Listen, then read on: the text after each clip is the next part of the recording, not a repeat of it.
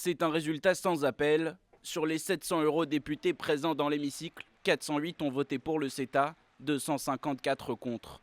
L'accord de libre-échange a été approuvé sans difficulté, alors même que les débats avaient fait rage. Il nous faut faire de l'Europe le pilier de la régulation publique de la mondialisation. Ça veut dire des droits humains, des droits sociaux et l'environnement au-dessus des droits commerciaux et de l'investissement. Les Verts, mais aussi l'extrême droite et l'extrême gauche se sont mobilisés. Ils reprochent notamment au CETA de nuire à l'emploi en France.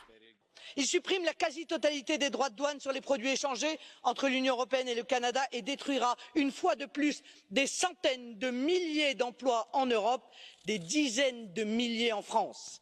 Il est une contribution aggravante à la crise écologique et sociale de la civilisation humaine, parce qu'il ne comporte pas la moindre mention au traité sur le climat de Paris, parce qu'il encourage l'importation des énergies fossiles les plus sales du monde.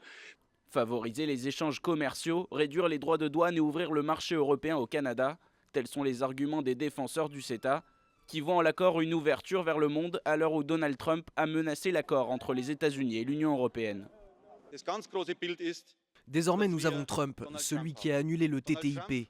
Il veut construire des murs. Mes chers collègues, en tant qu'Européens, nous devons dire aujourd'hui que nous sommes opposés à ces murs. Nous voulons construire des ponts, des partenariats, et c'est pour ça que mon groupe votera pour le CETA. C'est désormais au tour des parlements nationaux de se prononcer sur le CETA. Il pourrait être partiellement remis en cause si l'un des parlements vote contre, mais l'Union européenne peut déjà appliquer de nombreuses dispositions de l'accord, celles qui relèvent uniquement de sa compétence.